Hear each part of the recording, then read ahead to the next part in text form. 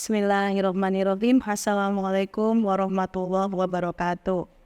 Berjumpa lagi dengan saya, Sri Rofiana, dosen Fakultas Agama Islam Universitas Ahmad Dahlan Yogyakarta.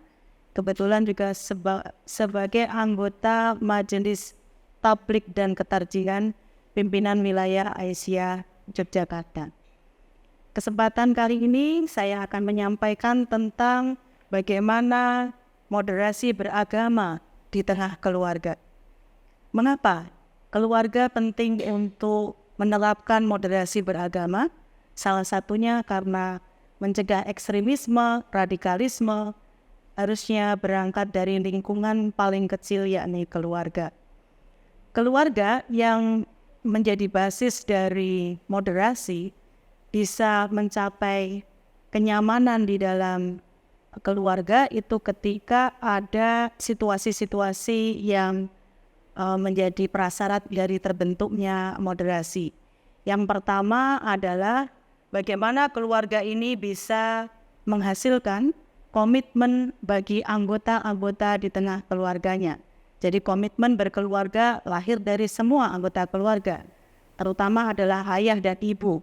Kemudian anak-anak juga menyadari pentingnya menjaga komitmen di tengah keluarga, dan juga mungkin ada kakek nenek di situ, ada paman dan bibi, ada juga orang-orang lain yang hidup di tengah keluarga.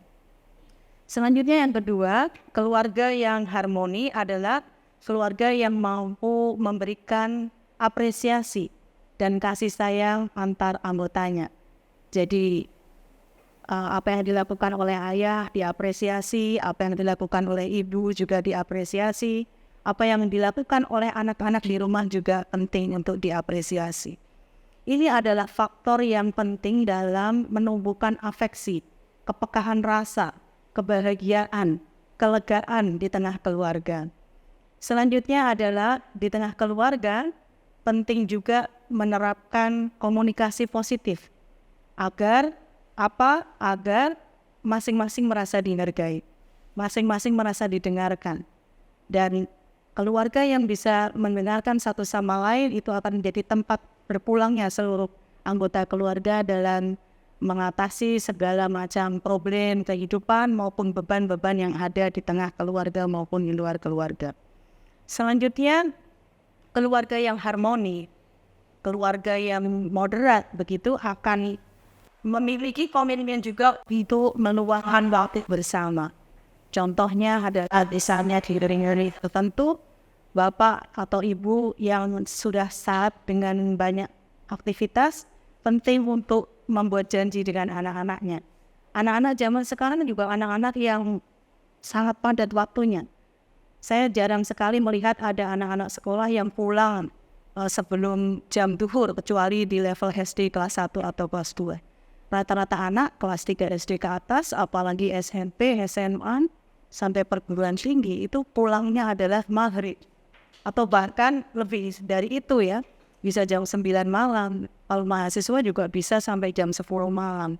Nah ternyata butuh komitmen untuk membuat waktu kebersamaan di tengah keluarga.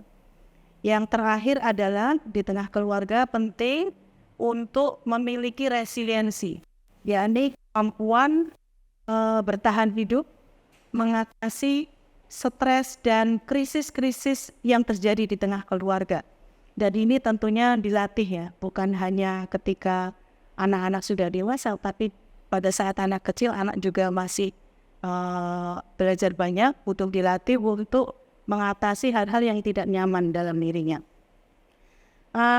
Pemirsa, moderasi beragama ini ada di tengah keluarga. Contohnya pertama, kita akan temui di keluarga kita masing-masing ternyata sangat mungkin ada banyak perbedaan cara ibadah. Ada tubuhnya pakai kunut, ada yang tidak.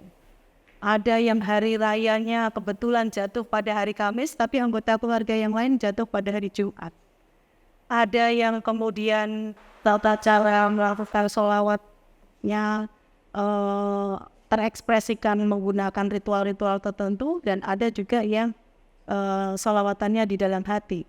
Ada yang kalau zikir setelah sholat itu dikeraskan, dijaharkan, tapi juga ada yang zikirnya disirkan atau dibatin begitu. Nah, perbedaan tata cara ibadah itu tidak harus membuat pertengkaran di dalam keluarga, karena inti dari ibadah itu adalah bagaimana kita mengabdi, menyampaikan doa-doa kita kepada Allah. Selanjutnya adalah menyikapi misalnya contoh keluarga atau tetangga yang berbeda keyakinan.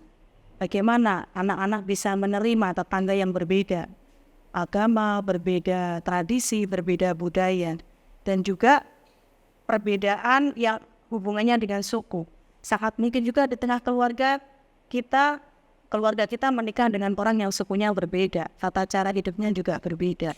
Sehingga penting untuk melatih anak-anak dan juga anggota keluarga untuk menerima, mengolah, dan kemudian mengkomunikasikan perbedaan-perbedaan tersebut. Nah, bagaimana dengan orang tua yang menjadi pilar bagi moderasi beragama? Pertama, orang tua itu penting untuk menumbuhkan keteladanan di tengah keluarga. Keteladanan itu lahir dari contoh perilaku sehari-hari. Kemudian yang kedua adalah orang tua penting juga memberikan nasihat kepada anak-anaknya kalau anaknya mengalami offside atau di luar batas ya. Jadi butuh untuk ditegur. Kemudian yang ketiga adalah pembiasaan. Jadi orang tua penting untuk melakukan pembiasaan ibadah-ibadah apa saja yang bagus dilakukan di tengah keluarga, bagaimana bersikap di tengah keluarga, dan bagaimana bertutur kata di tengah masyarakat. Dan yang terakhir adalah jangan lupa orang tua penting untuk memberikan ganjaran kepada anak yang memang perilakunya sudah baik gitu ya. Kemudian kalau anak berperilaku tidak benar, maka orang tua boleh memberikan punishment atau sanksi. Misalnya dengan teguran, baik teguran itu tingkatannya ringan maupun sedang maupun teguran yang sifatnya keras. Dari saya itu dulu, terima kasih. Wassalamualaikum warahmatullahi wabarakatuh.